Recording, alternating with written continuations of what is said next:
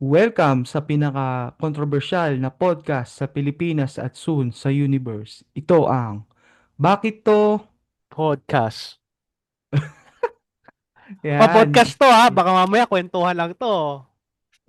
Nakikinig na nga kayo, hindi na kayo nagbabasa eh. So, and partner, ang ano natin ngayon is episode 26. Ang Bakit sa dami na survey? pala no? Ang dami na Hmm? pala nating gawa, Yes, no? yes. Salamat Yes, pala sa mga sumusuporta ng yes, yes. podcast natin. O baka mamaya mali pagkakaintindi nyo ha. Negative na naman ha. So, Boss, and sinasabi na namin, hindi na namin binabasa. okay, okay. So, episode 26, bakit sa survey ang Pilipinas ang bokya pagdating sa reading and comprehension? So, partner, ano ba yung mabibigay mong idea about bakit nga ba bokya tayo sa survey pagdating sa reading comprehension? Ako kasi partner is napapansin ko sa mga kapwa Pilipino natin lalo sa social media halimbawa. Kung may nababasa sila na article na nung article na yun, nung title ng article is pang rage bait. Halimbawa, namatay si Dolphy. Siyempre magko-condolence sila, 'di ba? Hindi nila nababasa nung buong nilalaman ng article yung bakit namatay si Dolphy. Yung pala, pag binasa mo yun, namatay sa pelikula nung ginagampanan ni Dolphy. Ganun yun eh. So, syempre, nung mga yan, hindi kaagad nila binabasa ng ayos kung ano yung nakikita nila kung ano yung nakasulat sa headline, is nagbibigay kaagad sila ng komento doon. So, which is, yun yung nakakalungkot na nagmumukha silang mangmang. Kaya, kaya pati mga dayuhan natin, tayo sinersurvey kung bakit, kung gaano tayo kababa na level pagdating sa reading comprehension eh. Dahil doon lang sa salitang yun, negative way na nung madalas nung naiintindihan nila. So, minsan, sila rin ang nagsosource ng misinformation. Ganun, kung Mm, halimbawa, kung may current events or may kaganapan sa gobyerno, tapos pang rage bait nung article, kailangan mo basahin para maunawaan mo mm, bakit ganun nung headline. Minsan kasi iba nung dinideliver nila or kinakalat nila. At nung mm, nakakalungkot yung dun sa mga binibigay nilang komento na negative is may mga naniniwala din. So, isa rin sa dahilan niya na-aksidente nung pagpapakalat ng misinformation dahil sa reading comprehension na yan. Kung totoo si parang domino effect yan partner. So, nagsisimula mm, lang sa mali pagkakaintindi, tapos pag kinalat, nagiging fake news na ikalauna. Kasi sumikat na nung maling mm, impormasyon na naibato ng isang individual na maling pagkakaintindi dahil mm, di siya marunong mag-comprehend dun sa mga binabasa niya or mm, nasasagap niya ng information. So, mm, meron akong anim na dahilan kung bakit mababa ang reading comprehension ng mga Pilipino sa Pilipinas. So, unang-una is kakulangan sa maaga exposure sa pagbasa. So maraming mm, estudyante ang hindi nagkakaroon ng sapat na foundation sa early grades. Hindi solid ang phonics, vocabulary at reading habits. mm, Pangalawa is kulang sa reading materials. So hindi lahat ng paaralan ay may sapat na libro o outdated na learning resources. So pati sa bahay, hindi madalas nakikita ng bata ang pagbabasa bilang habit. Pangatlo is nakakaapekto rin ng overloaded curriculum. So bakit ko nasabi? So madalas maraming subjects pero kulang ang oras sa reading mastery. So ang daming kailangan tapusin pero hindi nabibigyan ng focus ang comprehension. Pang-apat mm, naman is hindi consistent tong teaching materials. So hindi mm, pare-pareho ang training, strategy at approach ng mga guro sa pagtuturo ng reading. So may mga iba na outdated pa ang paraan. Panlima is nagkakaroon ng digital distraction. So bakit ko nasabi? So mm, may expose ang kabataan sa mobile games, short form content like at social media, kaysa sa mga long form reading dahil dito humihina ang focus at reading stamina. And then pang-anim is multilingual setup or language confusion. So mm, meron mga reading materials na Filipino, English, or mother tongue, minsan nalilito ang mga estudyante kung ano ang wika ang dapat gamitin o mas naiintindihan. So para sa akin kasi is ugaliin ang magbasa lalo na sa mga bata diyan. Ang daming mga libro na magaganda, worth it basahin kaysa nung magbasa kayo ng ng walang sustansya sa social media or manood kayo ng mga reels na walang pahuhuntunan. So, para sa akin magbasa-basa rin kayo para maiwasan ng mga ganitong problema. Kahit mga mahihilig na magbasa is sila pa yung matataas mag-comprehend kasi marunong sila magbasa at marunong sila umintindi kung ano yung mga binabasa nila. Hindi kagaya na kung may binasa kayo na article na pang-akit sa tao is negative na agad yung interpretation sa inyo, which is kailangan mo alam kung ano yung detalye niyo, bakit ganun ang headline niya, 'di ba? Yun. So, yun nung napansin ko dito kung mga dahilanan bakit bumababa ang reading comprehension sa atin sa Pilipinas. At nakakalungkot pa kasi napapansin ito ng mga banyaga. At pinagsasurvey rin tayo sa banyaga. Bakit bababa ang reading comprehension ng mga Pilipino? So, yun. Kulela, bokya. So, yun, partner. Ikaw ba? Ano ba magbibigay mong share patungkol sa topic natin ngayon? So, syempre, just a little, ano lang, overview dito. Yung pag sinabi natin reading, marunong kang bumasa. Comprehension, marunong kang umintindi ng binasa. Marami kasi sa, sa mga kabataan ngayon is hindi ganun ka, ano, makaintindi ng binabasa nila, basta basa na lang. So, bakit nga ba partner bokya ang Pilipinas sa mga survey ng na sa buong mundo, kumbaga kulelat tayo. Meron tayong diyan, mga dahilan. Unang-una diyan is systematic problems. Kaya itong at mga nabanggit mo na rin. Unang-una diyan yung kulang sa basic reading foundation. Pangalawa, overcrowded na ang mga classroom natin. And then pangatlo, outdated or ineffective teaching methods. Pang-apat is lack of access sa mga books. Ayan. Panglima, yun, nasabi mo na yung social media reading habit.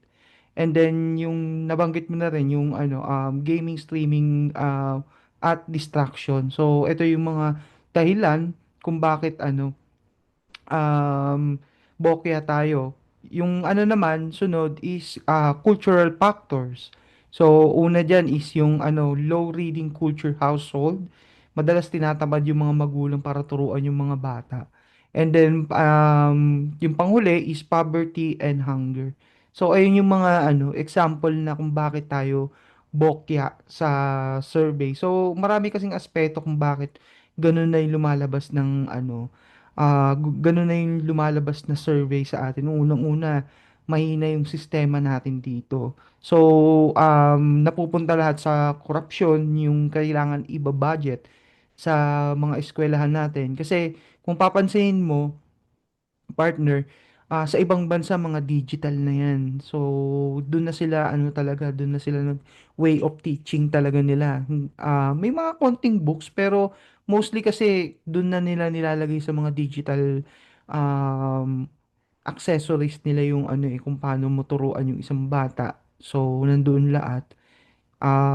Yun yung yun yung pinaka problema natin dito sa Pilipinas kung bakit lagi tayong naiisahan or kulelat lagi sa survey ng ng ng reading and comprehension. So, ayun. Ikaw ba partner, may idadagdag ka pa ba?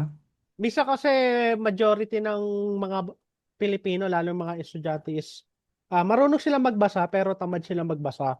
So bakit ko nasabi? Kasi syempre inuuna nila yung confidence nila tapos hindi quite enough nung information na nasasagap nila basta may babasa lang na kung ano yung headline, okay na sa kanila. So, kung tutuusin, pangit na combination yun eh. Yung more on self-confidence tapos mababa nung reserba mo sa utak.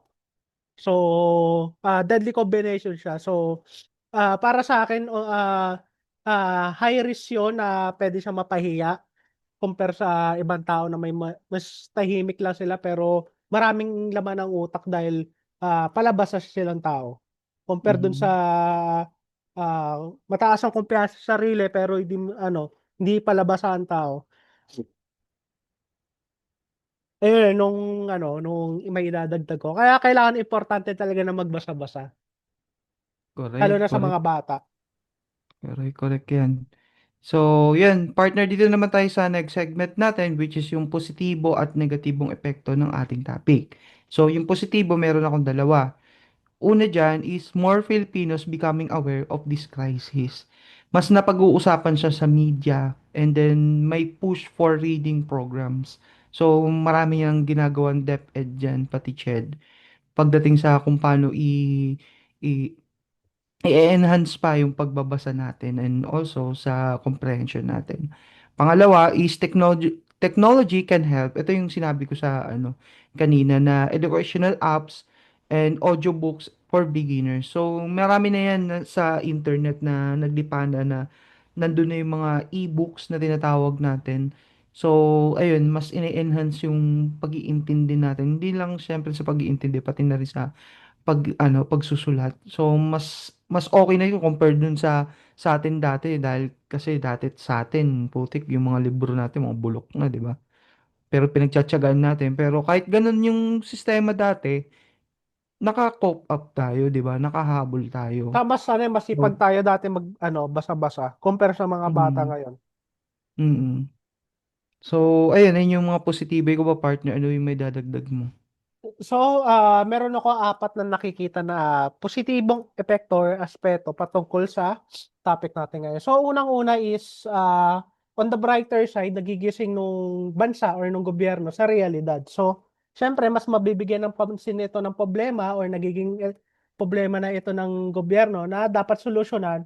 Kaya mas maraming programa ngayon ang focus sa reading recovery. Pangalawa is nagiging active ng mga NGOs at private groups or mga private school to improve the reading comprehension para sa mga bata mostly. So maraming reading advocacy drive about advocacy drives, book donations at free tutorial programs or reading tutorial ang lumalakas. So pangatlo is ito yung magiging reform of our education system. So bakit ko nasabi?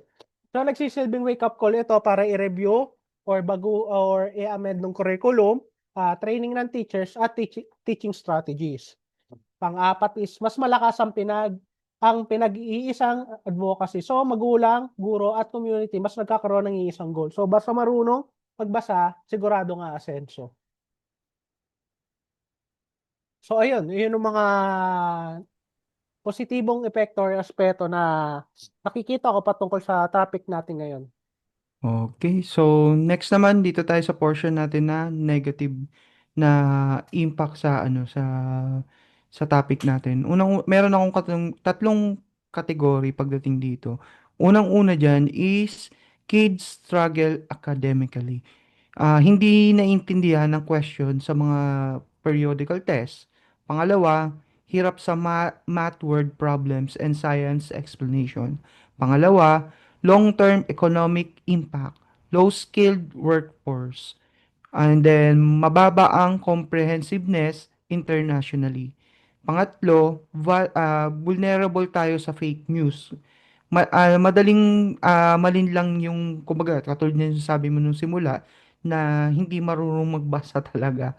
So, Mm. hindi sila marunong mag-analyze kung ano ba yung talagang Mm. nakalathala dun sa news or sa pinost sa mga social media. So, laking impact nito sa mga taong hirap umintindi ng isang sitwasyon or ng binabasa.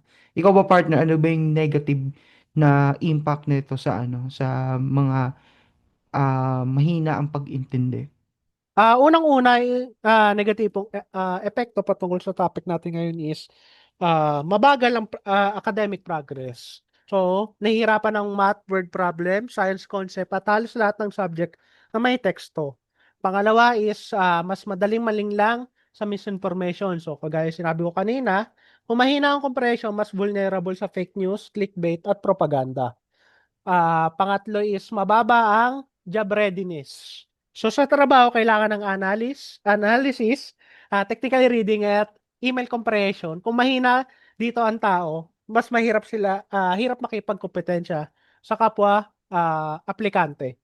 So, pang-apat is apektado ang innovation at critical thinking. So kapag bababang reading skills, mabagal umusad ang higher level of thinking. So, yun, kagaya sinabi ko kanina na domino effect. So, pagbaksak ang reading comprehension, ang pinaka-final say niyan is bobo ka, parang ganun. Or mahina Mm. ang ano mo, ang IQ mo. So, ang panlima is kumpiyansa sa sarili, bumababa. So, kapag laging hirap makaunawa, nawawalan din ng motibasyon at nagiging takot magbasa. So, ayun lang. Yun nung ano, nung mga negatibong aspeto na Thank you, napansin ko. thank you. So, partner, ano nga ba yung maibibigay natin payo sa mga listeners and followers natin? So, unang-una dyan, read deliberately kahit 10 to 15 minutes a day. Small habit, big impact. So, minsan, kasi dati tayo, pinapabasa tayo ng mga magulang natin 1 oras talaga eh. Kailangan Mm. natin maintindihan at ma-explain natin sa Nung kanila yun. abakada, dati bata Yes. ako, pinapabasa ako niyan. Maraming umiyak May na ano bata pa, dyan. may hawak na patpat nanay ko yan dati. Eh, minsan kasi Mm. kung totoo si partner, share you something, ano, man lang. So, sa ngayon kasi sobrang ano, binibaby kasi yung mga magulang mga bata ngayon eh. So, masyado Exactly. nila hinihayaan, gano'n. Parang okay na yan, pag nakapagtutuloy yung basa ng anak nila, okay na yan. Pero hindi nila Mm. tinututukan.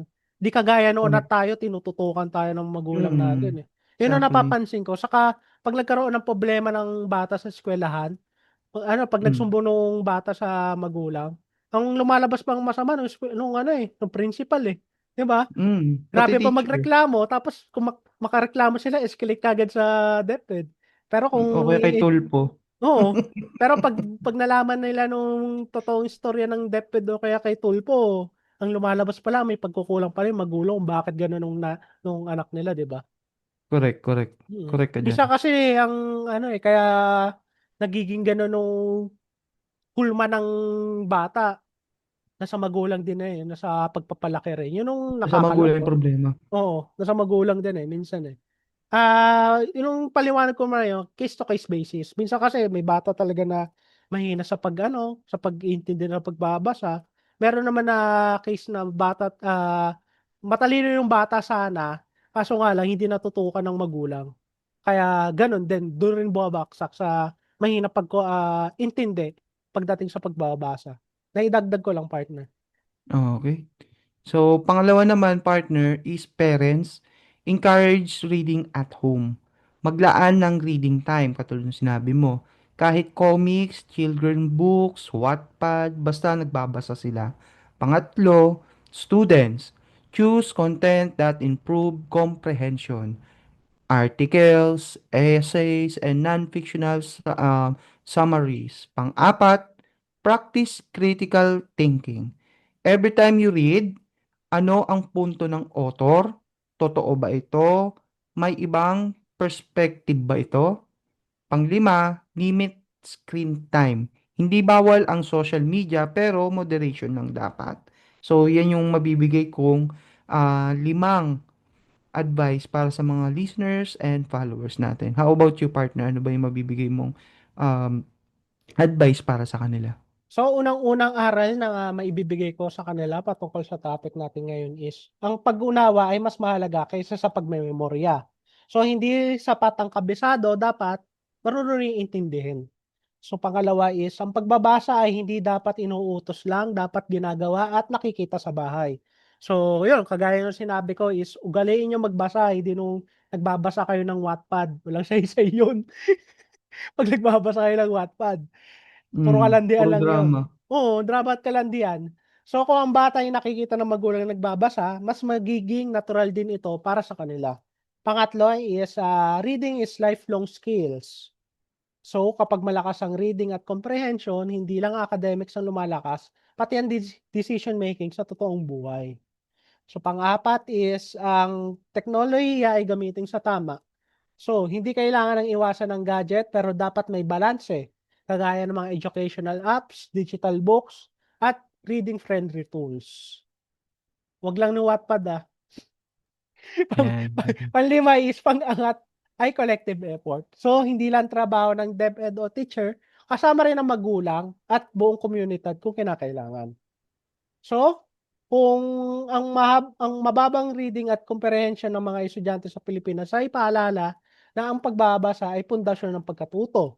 So, pinapakita nito na hindi sapat ang pagmemorya. Ang tunay na Mm. mahalaga ay pag-unawa. Ito rin ay aral ng edukasyon ay hindi lang responsibilidad ng pag-aaral, kailangan din ng suporta ng magulang, komunidad, at tamang paggagamit ng teknolohiya. So kapag samang-samang tinataguyod ang kultura ng pagbabasa, mas nagiging handa ang kabataan sa pag-aaral, trabaho, at desisyon sa totoong buhay.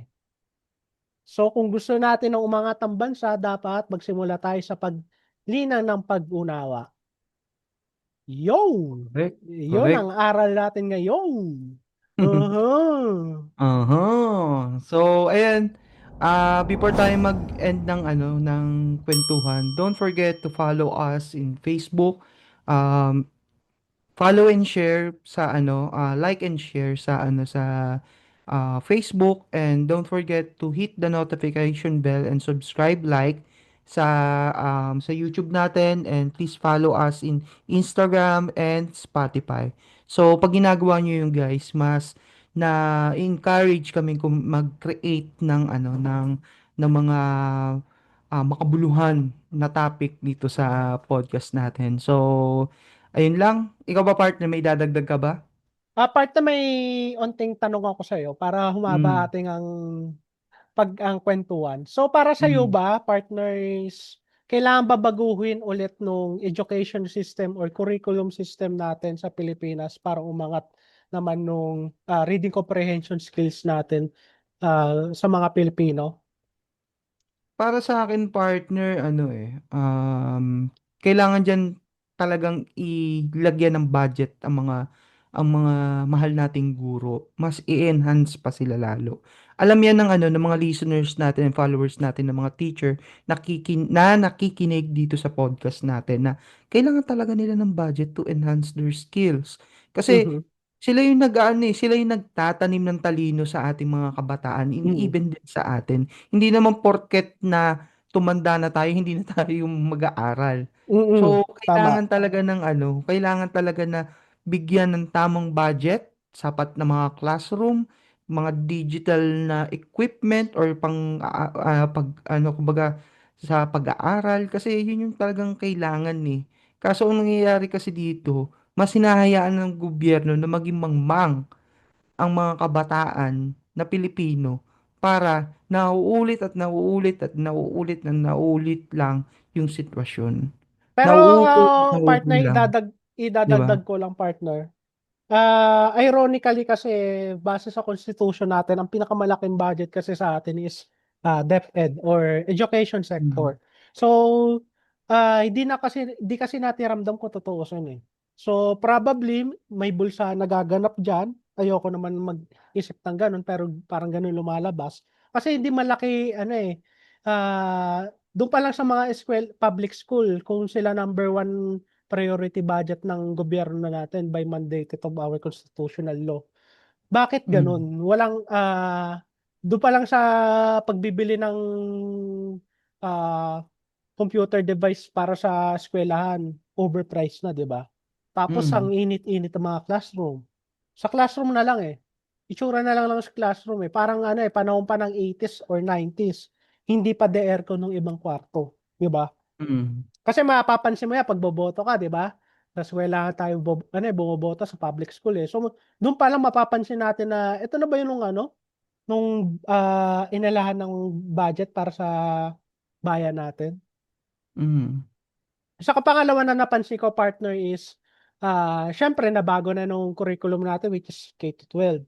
However, Mm. parang ano, eh, walang progreso, eh. Bakit? Bakit ko Oo. nasabi? Kasi mga bata ngayon kasi ang bababaw ng ano, ng pangarap sa buhay. Sorry to say, pero Mm. parang yun napapansin ko, eh. Okey na sila na maka-graduate lang ng grade 12, magtatrabaho na lang sila sa fast food, basta kumita lang ng pera, okey na sa kanila. Hindi kagaya ng panahon natin na ang tataas ang pangarap natin sa buhay. Kailangan pa natin, mag-working student habang nag-aaral tayo sa kolehiyo, makamit lang natin yung pangarap natin kung ano yung pinapangarap natin nung bata tayo. Yun ang Correct. napapansin ko. So, which is nakakalungkot man lang ang babaw na ng, ah, kaligayahan nila or, bababaw na nung, content nila or kontento nila sa sarili nila. Dapat kung mangangarap ka man sa buhay, taasan mo na, 'di ba? At sikapin mo na habang bata ka pa. Yun yung maipapayo ko sa mga kabataan natin ngayon. So, huwag kayong basta magtrabaho lang sa fast food. Di ko naman sinasabi na di ko dinidiscriminate yung mga nagtatrabaho sa fast food, Pero kasi siyempre kasi pagka graduate, ang pino-point ko kasi pagka-graduate lang ng grade 12, nagtatrabaho na sila tapos hindi na nila itutuloy pagka-college. Maraming gano'ng mga kabataan ngayon, eh. O kaya ano na lang te-TESDA courses na lang sila after ng ng K to 12. Magte-TESDA courses sila, okey na. Kaya alam ko kasi 'pag, sa senior high 'di ba may mga strand 'yan.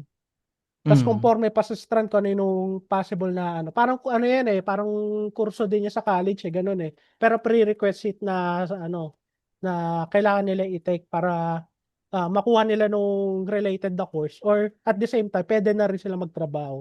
So, nung K to 12 na yan is, may downside rin yan na nakikita ko. So, bumababa kasi nung pangarap nila or nung standard nila para pamuhay sang sarili nilang, mga paa pagdating ng araw. Correct.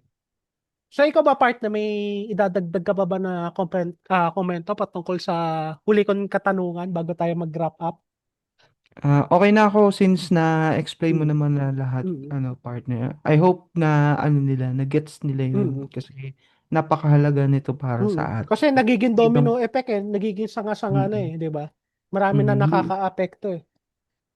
hindi lang para sa akin at para sa iyo, partner, para sa ating lahat to, para hindi Alam tayo mo simpleng ano lang, naging. simpleng, topic lang natin nito is, decompression. Pero kung iisipin mo, ang daming epekto sanga-sanga, 'di ba? Kung Oo, nagbe-brainstorm tayo, kagaya nung ginagawa oo, natin ngayon. correct. Kaya ayun, ayun kailangan natin. Kailangan natin magseryoso sa mga bagay-bagay. Mm. So, yep, yun na yung yung pinaka-topic Mag-iwan na. ka na ng katanungan sa mga listener at viewers natin. So, ito yung question natin para sa mga listeners and followers natin. Para sa inyo guys, ano ang pinakamalaking dahilan bakit tingin mo mahina ang reading comprehension dito sa Pilipinas? Mm. So, yep, yun na lang. Kita-kits na lang tayo sa susunod na episode which is sa episode 27. Abang-abang lang kayo dyan. Mamba out. About. Engot nito. Peace out. Bye-bye. Bye.